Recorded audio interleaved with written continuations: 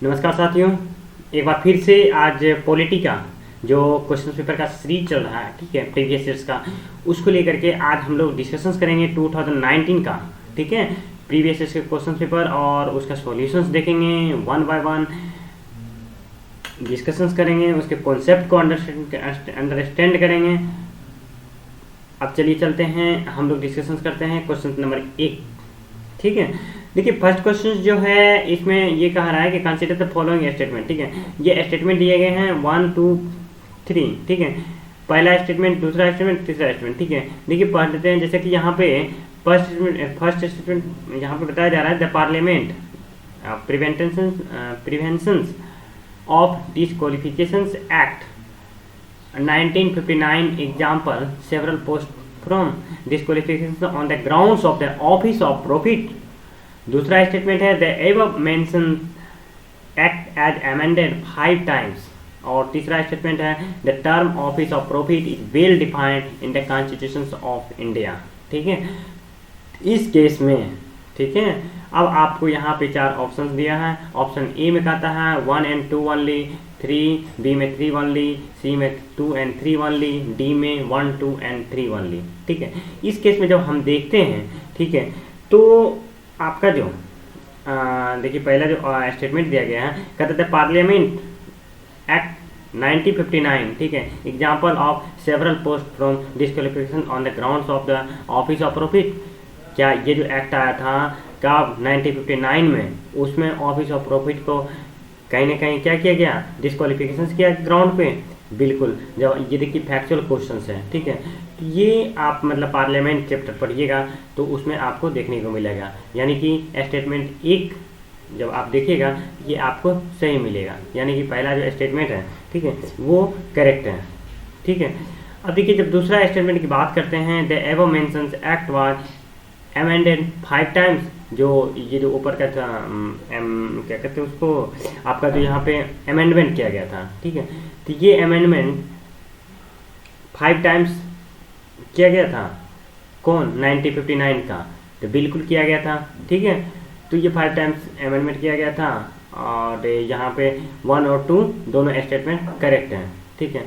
तो आप देखिए यहाँ पे जब देखते हैं 1 और 2 करेक्ट हैं, तो इस केस में आपका ऑप्शन नंबर बी कैंसिल हो जाता है। उसके बाद जाकर के आपका ऑप्शन नंबर सी कैंसिल हो जाता है। यहाँ पे ऑप्शन बचता है ए एंड डी, ठीक है। आप देखिए यहाँ पे जब 1 एंड यहाँ पे ए एंड बी बचता है तो इस स्थिति में हमको स्टेटमेंट 3 को पढ़ना पड़ेगा, ठीक है। तो जब देखिए यहाँ पे 3 स्टेटमेंट का term office of profit is well defined in the constitution of India. क्या ऑफिस ऑफ प्रॉफिट के बारे में अच्छे से डिफाइंड है कॉन्स्टिट्यूशन ऑफ इंडिया में? बिल्कुल नहीं, ठीक है। तो यानी कि स्टेटमेंट 3 इनकरेक्ट है। और जब हम देखते हैं इनकरेक्ट की बात करते हैं, यानी कि ऑप्शन नंबर डी भी आपका इनकरेक्ट हो गया, ऑप्शन नंबर ए करेक्ट हो गया। अब चलिए चलते हैं, हम लोग देखते हैं क्वेश्चन नंबर 2 के बारे में, ठीक है। अब कहता है यहाँ पे शेड्यूल से रिलेटेड है, जैसा कि देखिए पहले क्वेश्चन देख लेते हैं। यहाँ पे पूछ रहा है, बताया जा रहा है कि the 9th schedule was introduced in the constitution of India during the prime ministership of, किसके मिनिस्टरशिप में, ठीक है, 9th शेड्यूल को इंट्रोड्यूस किया गया, ठीक है। अब यहाँ पे ऑप्शन दिया है जवाहरलाल नेहरू, उसके बाद जाकर के लाल बहादुर शास्त्री, उसके बाद सी में कहता है इंदिरा गांधी, डी में मोरारजी देसाई, ठीक है। जब हम बात करते हैं, ठीक है, 9th शेड्यूल का फर्स्ट वन, देखिए शेड्यूल की जब बात करते हैं हम, ठीक है, जब शेड्यूल की बात करते हैं तो मैं आपकी जानकारी के लिए बता दूं कि टोटल मिला करके, ठीक है, टोटल मिला के 12 शेड्यूल है, ठीक है। टोटल कितना है शेड्यूल है? 12 शेड्यूल है।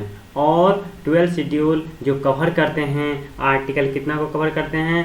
31B को कवर करते हैं, ठीक है। और यहाँ पे किस शेड्यूल के बारे में बात किया जा रहा है? यहाँ पे 9th शेड्यूल के बारे में बात किया जा रहा है कि किसके द्वारा इंट्रोड्यूस किया गया, ठीक है। और जब 9th शेड्यूल की बात कर रहे हैं यहाँ पे, तो ये जो है 1951, ठीक है, 1951। तो आप देखिए 1951 के टाइम में, ठीक है, तो किसके द्वारा इंट्रोड्यूस किया गया होगा?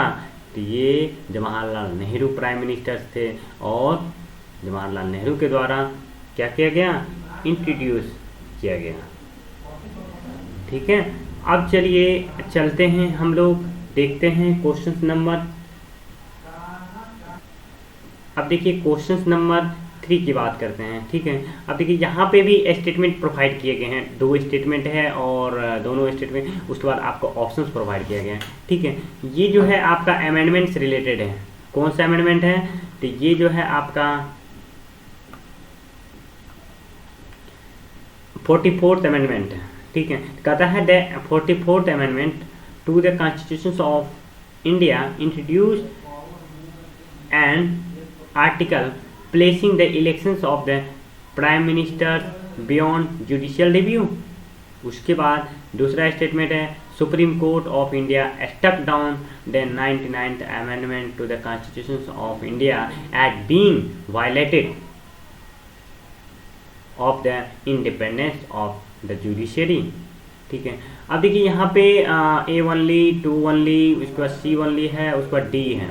D में है नेदर 1 और नॉट 2, ठीक है।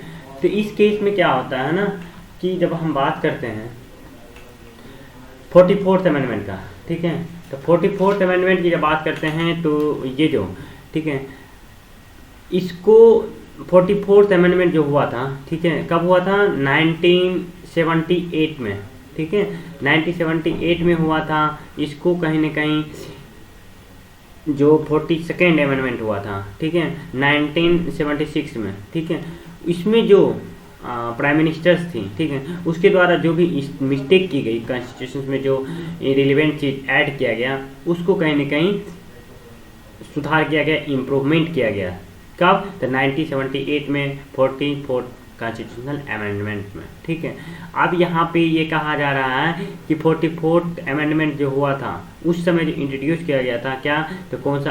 कुछ आर्टिकल जिसमें कि प्राइम मिनिस्टर्स अगर कोई डिसीजंस लेते हैं इलेक्शंस के बारे में, ठीक है, तो उसके जुडिशियल रिव्यू में उसको भेजा जा सकता है, ठीक है।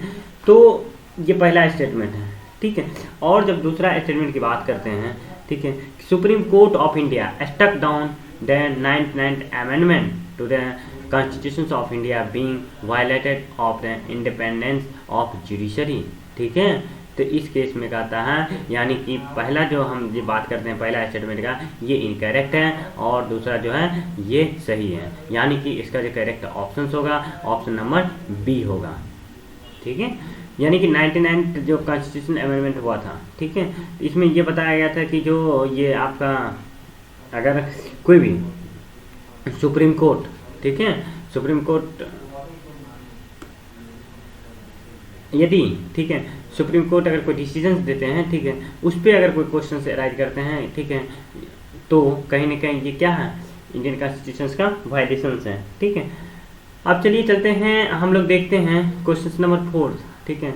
4th नंबर क्या क्वेश्चन कर रहा है यहाँ पे? कहता है फिर देखिए स्टेटमेंट प्रोवाइड किया गया, देखिए यूपीएससी में कहीं ना कहीं आपको ये एनालिटिकल टाइप का क्वेश्चंस रहते हैं, ठीक है, और स्टेटमेंट से ये पता चल जाता है कि जो सामने वाले एस्पायरेंट हैं, ठीक है, उसके पास कितना कैपेबिलिटी है, किस तरह से वो एनालिटिकल थिंकिंग करते हैं, ठीक है। अब देखिए इसमें देखिए स्टेटमेंट दिया गया है, पहला स्टेटमेंट कह रहा है यहाँ पे क्या है कि द मोशंस, ठीक है, to impeach a judge of the Supreme Court of India cannot be rejected by the Speaker of the Lok Sabha as per the Judges Act 1968। उसके बाद कहता है the Constitutions of India defines and give details of what constitutions incapacity and proved misbehavior of the judge of the Supreme Court of India। और तीसरा statement है the details of the process of impeachment of the judges of the Supreme Court of India are given in the judge, ठीक है, Act 1968। उसके बाद 4th statement है, यानी last statement है if the motion of for the impeachment of judge is taken up to voting, the law requires the motions to be backed by each house of the parliament and supported by a majority of total membership of that house and not less than 2/3 total members of that house present and voting, ठीक है।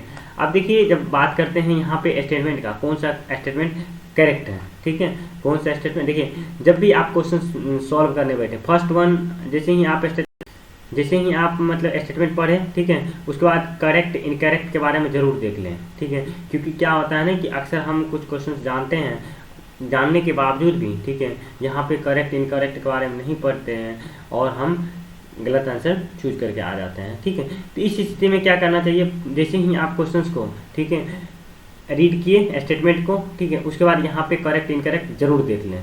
अब चलिए देखते हैं इस question में पहला जो स्टेटमेंट है आपका, ठीक है, फर्स्ट स्टेटमेंट की जब बात करते हैं हम, तो पहला स्टेटमेंट इनकरेक्ट है, ठीक है, ये सब फैक्चुअल बेस्ड क्वेश्चन है, ठीक है। फैक्चुअल में आप ये जो ये आपको जब पढ़िएगा, ठीक है, पार्लियामेंट चैप्टर, ठीक है, उसमें देखने को मिलेगा पहला स्टेटमेंट इनकरेक्ट है, ठीक है। उसके बाद जब नेक्स्ट 2 नंबर का जो स्टेटमेंट है, दूसरा स्टेटमेंट है, ये दूसरा स्टेटमेंट, ठीक है, दूसरा स्टेटमेंट आपका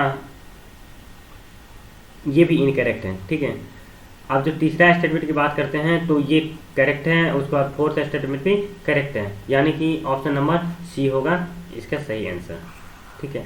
अब चलिए क्वेश्चन नंबर 5 पे चलते हैं। 5 जो क्वेश्चन है काफ़ी इजी है, ठीक है, और इससे जो ये जहाँ से ये क्वेश्चन अराइव किया गया है, इससे पर ईयर यानी कि प्रत्येक साल, ठीक है, एक ना एक क्वेश्चन रहता ही है।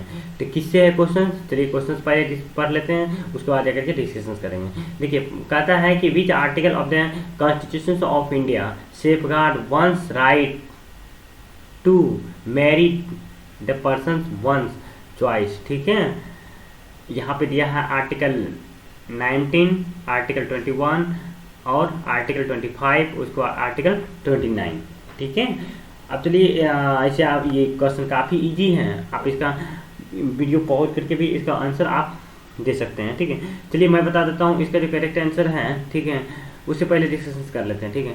कहता है यहाँ पे जब right to personal life and liberty, ठीक है, ये जो right to marry to person one's, ठीक है, चॉइस, ठीक है, कोई भी व्यक्ति अपने चॉइस के अनुसार मैरी कर सकता है, शादी कर सकता है, ये किस आर्टिकल से मेंशन है।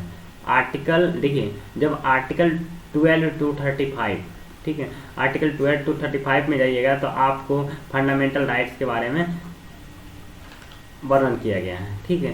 तो इसी में एक आर्टिकल आता है कितना, आर्टिकल 21, ठीक है। आर्टिकल 21 की जब बात करते हैं, यहाँ पे आपका पर्सनल लाइफ एंड लिबर्टी आ जाता है, ठीक है, और राइट टू प्रिवेसी आ जाता है। तो इस केस में, ठीक है, इस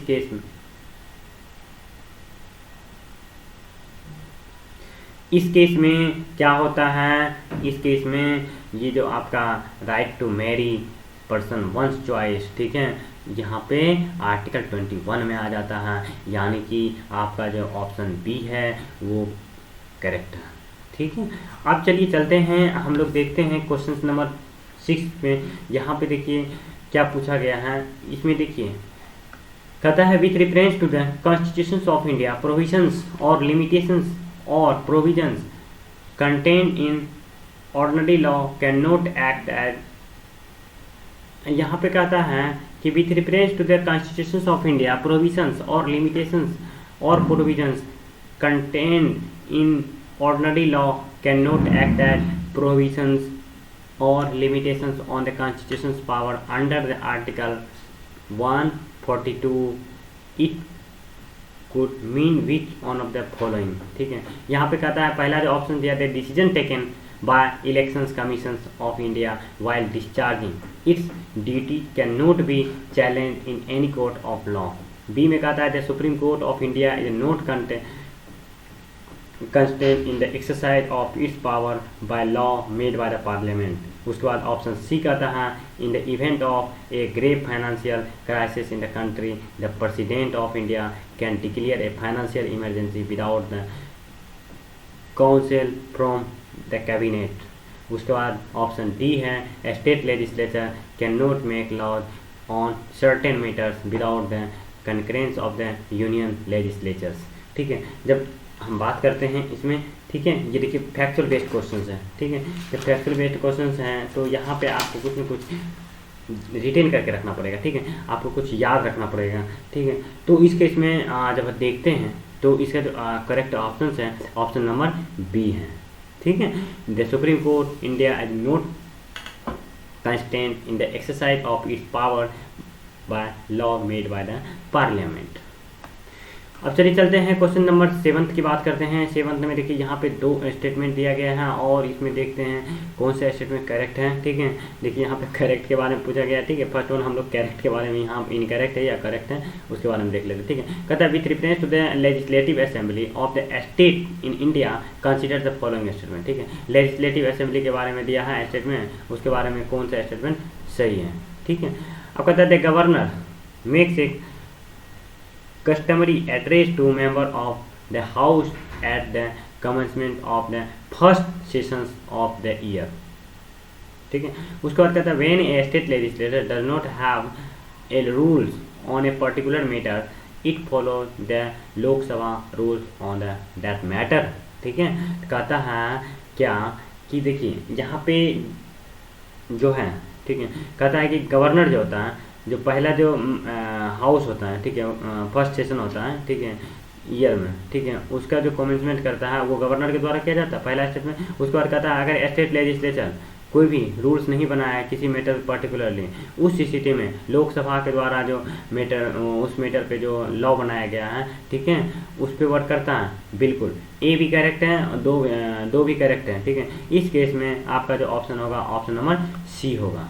ठीक है, अब चलिए चलते हैं, अब हम लोग डिस्कशन करते हैं क्वेश्चन नंबर 8 के बारे में। ठीक है, अब देखिए 8 में क्या पूछा गया है, यहाँ पे भी 4 स्टेटमेंट दिए गए हैं। ठीक है, कहता है consider the following statement about a particular vulnerable tribal group. ठीक है, पीवीटीजी, ठीक है, particular vulnerable tribal groups, PVTG, ठीक है, इन इंडिया। पीवीटीजी के बारे में कहता है कि कौन सा स्टेटमेंट सही है खास करके। ठीक है, यहाँ पे देख लेते हैं सही या गलत है, यानी करेक्ट या इनकरेक्ट। करेक्ट पूछ रहा है। ठीक है, कहता है PVTG reside in eight state 1 union territory, और फिर कहता है ए स्टैग्नेंट और decline populations is one of the criteria for determining PVTG status. ठीक है, उसके बाद जाकर के तीसरा जो स्टेटमेंट है, कहता है there are 95 PVTG official notified in the country so far. और उसके बाद fourth statement irregular and Konda, ठीक है, Reddi fibre and included in the list of PVTG. ठीक है, अब देखिए जब हम बात करते हैं इसमें, ये जो है क्वेश्चंस है ये करंट बेस्ड क्वेश्चंस हैं, और करंट बेस्ड क्वेश्चंस जो होते हैं, ठीक है, वो कहीं ना कहीं आप जब करंट द हिंदू या आप द इंडियन एक्सप्रेस, ठीक है, ये द टाइम्स ऑफ इंडिया जब पढ़िएगा तो आपको कहीं ना कहीं करंट अफेयर्स क्लियर होगा। सबसे ज़्यादा ऑथेंटिकेशंस की बात करते हैं तो द हिंदू यदि पढ़ लेते हैं, ठीक है, रेगुलर बेसिस पढ़ते हैं तो आपका मैक्सिमम क्वेश्चंस कहीं ना कहीं सॉल्व हो जाएंगे। ठीक है, पर्टिकुलरली यूपीएससी से रिलेटेड। ठीक है, तो इस केस में जब बात करते हैं हम, ठीक है, तो इसका जो करेक्ट ऑप्शन है, इसका करेक्ट ऑप्शन है आपका ऑप्शन नंबर सी, यानी कि 1, 2 और 4 स्टेटमेंट सही है। पीवीटीजी ये 8 स्टेट, ठीक है, यूनियन टेरिटरी, उसको आ जा करके ये आपका दूसरा जो स्टेटमेंट है stagnant decline population one of the criteria of determining PVTG status. उसके बाद फोर्थ स्टेटमेंट है इरेगुलर एंड कोंडा, ठीक है, Reddi tribe to include in the list of PVTGs. ठीक है, अब चलिए चलते हैं, हम लोग देखते हैं नेक्स्ट क्वेश्चन। नेक्स्ट क्वेश्चन है 9th नंबर क्वेश्चन। 9th में क्या पूछा गया है, ठीक है, 9th क्वेश्चन में ये कहा गया है with reference to the Indian constitution consider the following statement. ठीक है, इंडियन कॉन्स्टिट्यूशन के बारे में कौन सा स्टेटमेंट सही है।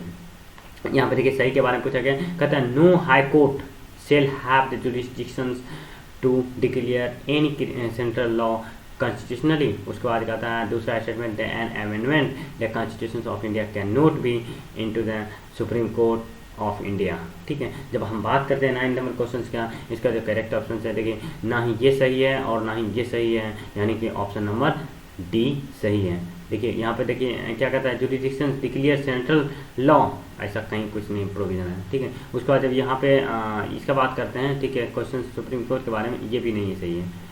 अब चलिए चलते हैं हम लोग क्वेश्चन नंबर 9 की बात करते हैं। ठीक है, 10th नंबर क्वेश्चन के देखते हैं। ठीक है, 10th में पूछा गया है, ठीक है, 10th नंबर क्वेश्चन कहता है in the context of polity which of the following is appropriate. ठीक है, यहाँ पे कहता है ए में protection against the tyranny of politics rules, absence of extend opportunity to whether and, उसके बाद opportunity to develop one fully. ठीक है, इस केस में जब देखते हैं इसका जो करेक्ट ऑप्शन है ऑप्शन नंबर बी होगा। ठीक है, अब चलिए देखते हैं 11th नंबर क्वेश्चन। ठीक है, इसको हम नेक्स्ट देखेंगे, तब तक के लिए थैंक यू। Good night.